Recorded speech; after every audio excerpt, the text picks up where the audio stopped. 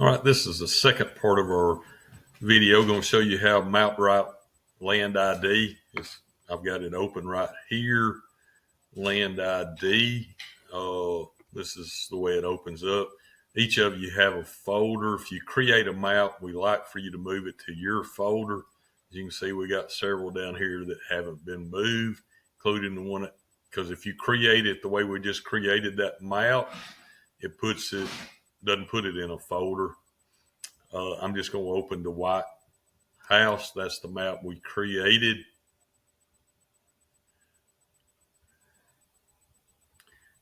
And opens up. I'm going to show you if you don't know there. I'm going to get that part in a different spot. Got your menu over here. All kinds of stuff on this right side. This one will get the map you created where it covers basically the whole screen. Over here are the different, you got your overlays that you can add. You got base map. I'm going to change it to Google. It's on MB Satellite. I don't think Google was available in the mobile version. As you can see, Google's a much better map, but you've got multiple areas to pick from. You can add features. These are, if you click on one of these, you can put it on, go over here and click and put that on the map.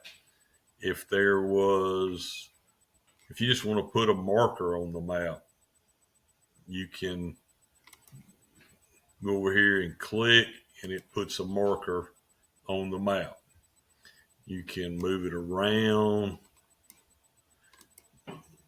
You can edit it,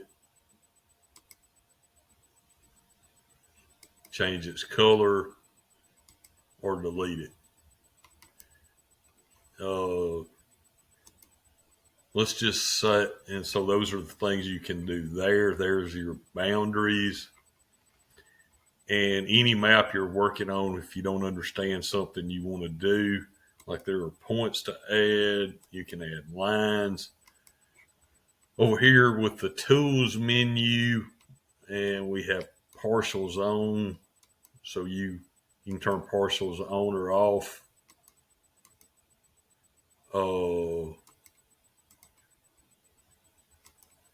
And I thought there was a way to turn the labels off, but it doesn't looks like they moved that again.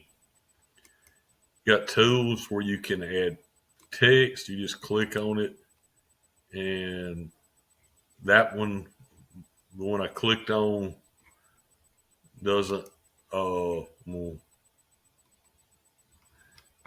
There gives you the box. I'm gonna delete it. If you click on the black one and do it, it puts one up with the background. So we're gonna get rid of that one, and we're gonna put one here. And remember, I told you I took this photo point at where our property line is. So I'm going to type estimated property corner.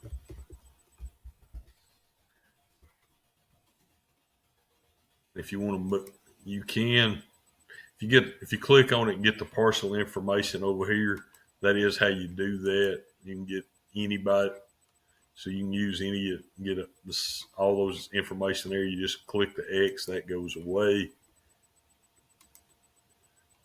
You can move that to wherever you want it to. So that kind of shows that. The other neat thing is you can, like this line, I'm not going to move it, but you could, if you click edit, then you can, where it looks like it went up too far there, if you've got some way that you want to move that line a little bit, you can come down there and move those individual points and get it to where you want it to. If you had something to go by that told you it was off, so that's how you can do that. You can change the color of that line so it's more visible. So if you wanted it to be blue, click Save Changes. And now it's blue. Let's edit it again. And light blue. Let's go back to that color. Save changes. Save changes. Now it's back. Shows up better. If you click on one of these and you want to see your pictures, then you click the Add Photo button, and it shows the pictures you've taken there. And if you had some more on your computer or somewhere else, well, on your computer, if you click there, you can select File and add some more to that same photo point. Or over here, and the only way I know to close that is to click there and then close that. So it shows you those photo points, and you can say it puts your photo point and you knew it was in the wrong place. You can click that, then you can move it over here, save, and it moved it somewhere and we know that's not where we wanted it. We're going to move it because I actually know I took it standing. It was really close. That's where I took it, standing in the driveway. Then make sure you save your map. We're going to click Save Map. Then you could share this map. And when you go to share a map, you can have it where it shows our logo, or it doesn't show our agency on main logo. So if you wanted to put this map in the MLS, you'd want the unbranded. But you could put it in the MLS and label it in the links. And then the only overlays is parcels. I always click Add All Overlays, and only one I'm going to turn on is parcels. But that allows your person that you share it with to see. If you want to see what your map's going to look like, you can hit this Preview Map button, and it'll actually open. This is what your customer or whoever you share it with, that's the way the map looks for them, which is a little bit different. The base map's up here. There's some stuff there. To zoom in and out. The nice feature here is when your customer clicks on the photo, it actually opens the photo and you can see it's oriented correctly, and all they have to click there. This is really nice if you're telling somebody a piece of land has got like a pond on it and you want some pictures, but the trees are covering it up. You can't, I think we've all seen that. So then you can take pictures of it and they can tell exactly where it's at. I used that very particular feature. Wasn't even my listing. It was a piece of land. Actually, Chris can tell you it was his piece of land because I sent him the map. I have since sold it. I didn't save the map. I have got rid of it. I looked for that one. But it was kind of a unique piece of land. We rode all over it on my bad boy buggy, and I took pictures of all the key features, and then I sent it to my client when we got back so he could look at it and refresh his memory about where everything on the land was at.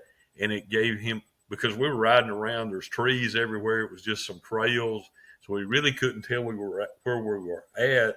And that let him look at the map and know where all those features were at. So that's just a really neat feature. I'm going to close that shared view.